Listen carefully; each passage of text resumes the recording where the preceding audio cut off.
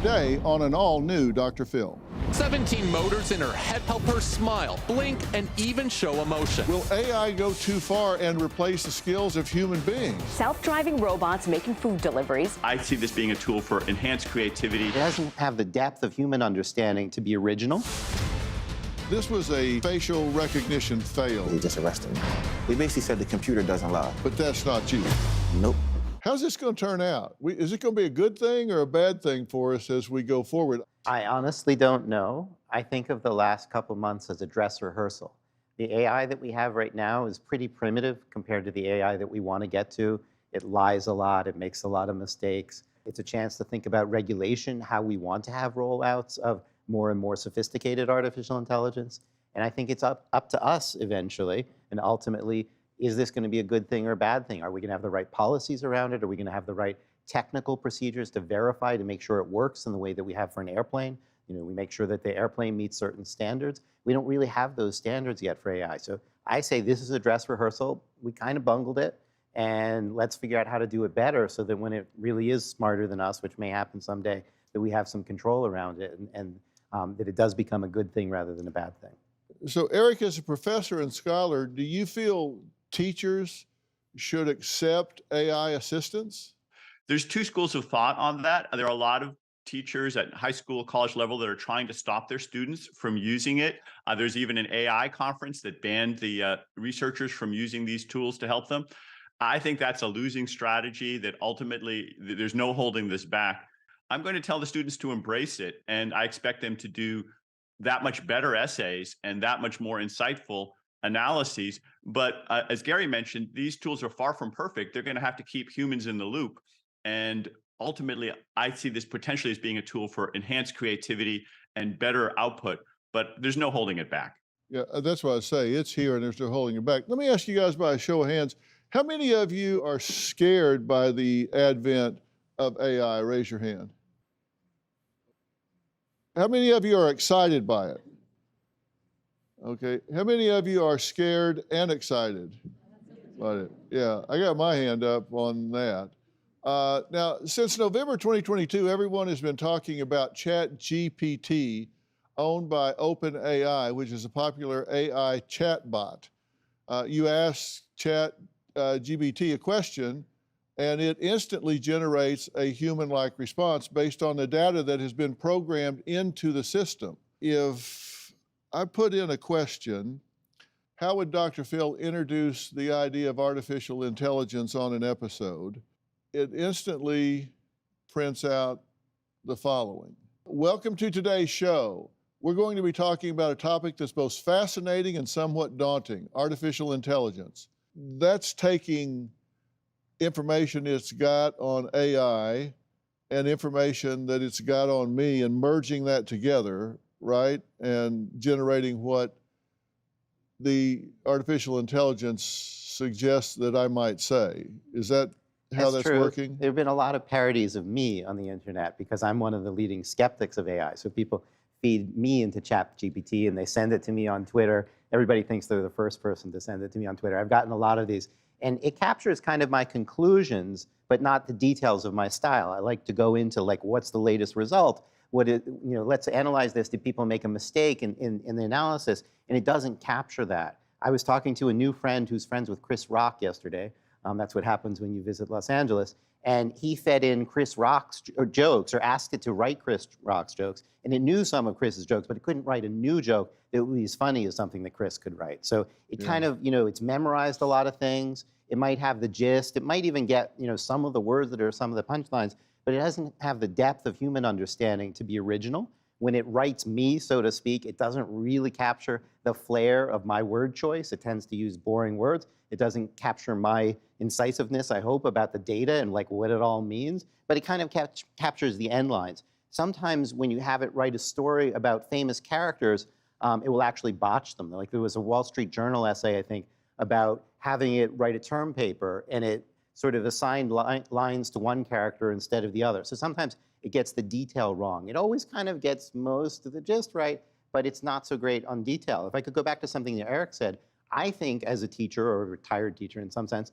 that the right thing to do is have students write essays with these things and then tear them apart and say what would be better. So how could you write a better essay? What mistakes did it make? How could you tell a more interesting story? Like, it's always going to give you something serviceable and never going to give you something great. How do you take what it wrote and make it great? I think that's a great assignment for students, and it's a way for us to leverage this new technology. Does it have the ability to do any kind of reasoning, any kind of self-assessment? Why didn't this computer come out with alternatives, a risk factor, a percentage? Why didn't it generate alternative explanations, et cetera, et cetera? Is that kind of reasoning just not, is that capability just not there right now? It's only what you put in. Yeah, it's tragic what happened. The machines are very much lacking in that kind of reasoning. On the other hand, they're very good at pattern matching and sifting through large amounts of data, and also doing different kinds of comparisons. I'm actually very hopeful about combining humans and machines to get better decisions. There's been more and more research recently by people like John Kleinberg and Hema Lakkaraju and my grad student at MIT, Lindsay Raymond, showing that when you combine humans and machines, you can make better decisions. In the case of parole, John, Hema, and Sendel did a study. They found there's about a 40% reduction in jailing rates when you used these systems combined with humans to make better decisions without any increase in crime. We've also seen improvements in hiring that's less biased, less racially biased, medical and insurance decisions.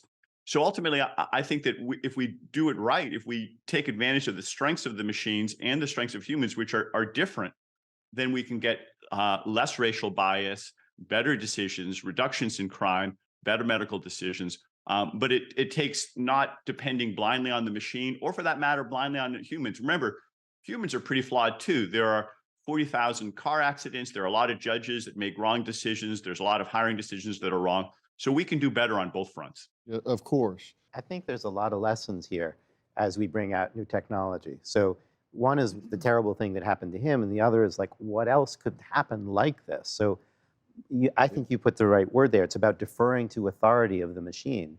And someday we may have foolproof machines, but right now we do not have foolproof machines. Part of what eventually exonerated you was reasoning and logic. Like, if he had this receipt, then he could not be there. And machines are not very good at doing that reasoning. The machine that picked you up, all it could do was think about faces. It couldn't think about, is it plausible that you were in this place at this time? It's very narrow, we call that, as opposed to a general purpose intelligence. So humans can think about a lot of things. A good detective or judge could think about all these facts, but the system that got you, all it can do is like, I match against the database or I don't. Somebody has to check up on the computer. So for now, exactly, somebody's got to That's check pretty up on much the it. computer. The computer can only do but so much. Somebody has to check up on it, like to That's operate right. it the right way, to make sure it's running the right way.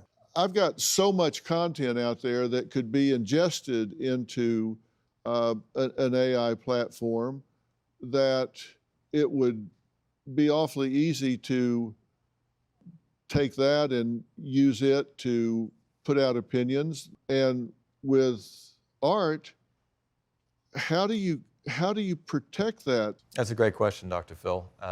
My belief is that the copyright laws are going to need to be revised to deal with the new technology. Currently, if you look at ChatGPT or Midjourney or any of these other software companies, they're sourcing imagery that's commonly available online. So if you're an artist, they simply can tag your name, they can add whatever flourish they want, and essentially copyrighted material, because it is copyrighted if it's published, it's all being scraped and it's being illegally amalgamated and repackaged as an original piece of work. One group which would be particularly impacted by something like this would be voiceover actors. So the voiceover actors are having their entire identity scraped, as you mentioned, and that is it's a form of identity theft, to be honest. Are businesses implementing this AI technology into their infrastructures, and is it working? Is it not working? Yeah, definitely. I think there's such a gradient when we talk about AI with what AI means and looks like you mentioned, with voice assistants and things like that. People already have AI in their homes. So infrastructurally, companies for a while have been, implementing AI data analysis to guide logistics, supply chain, resource allocation, things like that. I think now we're seeing kind of the next generation of that with AI being used for more assistive means. So kind of things that involve baseline pattern recognition, things that involve a lot of like looking at data and finding continuity between them. Now AI can kind of come alongside those processes within companies to help them be more efficient. Yeah. Well, I wanted to look at some of the professions that seem to really be at risk. And Eric, you and Gary can weigh on this as well. Copywriters and bloggers, of course, retail workers, software engineers, cybersecurity experts, graphic designers, visual artists. These are all things that it seemed to me are really vulnerable by AI invading that space. If I was in one of those areas, I'd be looking over my shoulder. You're essentially robbing future generations because no young person is going to sit down and spend 10,000 hours honing a skill when they can simply type in a prompt, get some sort of B-level output, because it's never going to be a very high level. It's going to be average or below so far. They're simply not going to aspire. And so within 2 generations, you're going to see a complete hollowing out potentially of all the creative classes, which is a very big problem culturally. Well, I would think so. But people do adapt, and we saw it with the Industrial Revolution, right? In 1800, 83% of the jobs were farming. In 1850, 50 years later, it was down to 55. In 1900, 40%. In 1950, it was less than 20%. And in the year 2000, 1.9%. Yet, we're still turning out the same yield.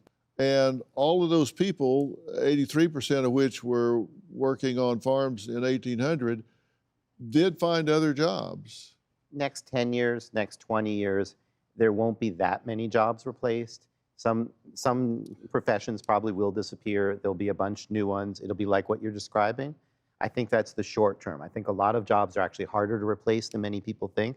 So think about taxi drivers. People thought by now Elon Musk was going to replace all the human taxi drivers with self-driving Teslas, and that hasn't happened. So often, like, people can do something, machine can do some part of what the people can do, but in the end, it comes back to humans plus machines are better. So for now, I think we aren't going to have an overall disruption in the number of people employed, but there'll be some shift. There's what we call an inductive argument. Things happen before. Past performance doesn't always predict future performance.